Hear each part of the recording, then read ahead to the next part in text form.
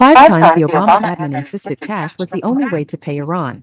As details of the administration's $1.7 billion cash payment to Iran began to leak last month, the administration argued, from President Obama on down, that there was simply no other way to pay Iran. We couldn't send them a check and we could not wire the money, the president said on August 4th. That was flat out false. A Treasury Department spokesman acknowledged on Saturday that on at least 2 occasions, the U.S. did make payments to the Iranian government via wire transfer, Politico reports. In July 2015, the same month in which the U.S., Iran, and other countries announced a landmark nuclear agreement, the U.S. government paid the Islamic Republic approximately $848,000.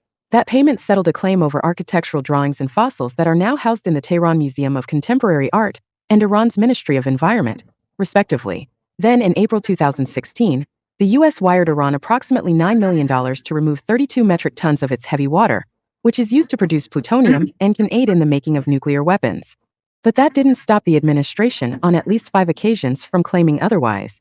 Now, as it relates to the details, the fact of the matter is the United States does not have a banking relationship with Iran, and the reason for that is that the administration, the Obama administration, has kept in place tough financial sanctions against Iran because of a variety of concerns that we have about their behavior, including their support for terrorism, their violation of human rights, and a ballistic missile program that they maintain that continues to be inconsistent with UN Security Council resolutions. White House Press Secretary Josh Earnest, August 3, 16.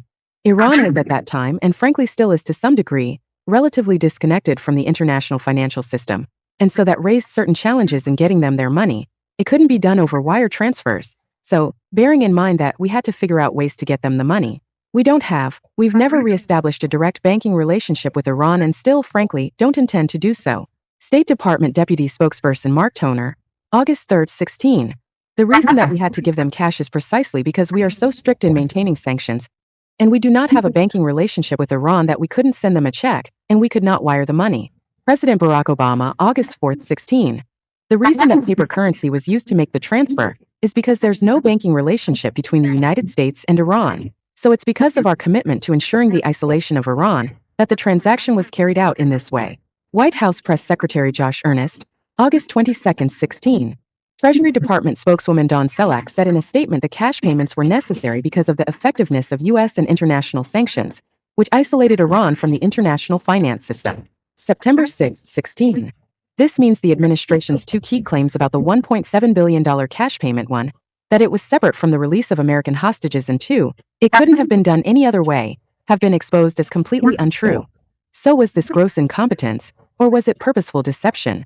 The American people deserve honest answers, and at the same time they need to know this isn't going to happen again. The United States has a long-standing policy not to pay ransom, because it puts bigger targets on the backs of Americans overseas. In the months since the White House forked over pallets of untraceable cash, Iran has accelerated its illicit ballistic missile program and seized at least 3 more Americans.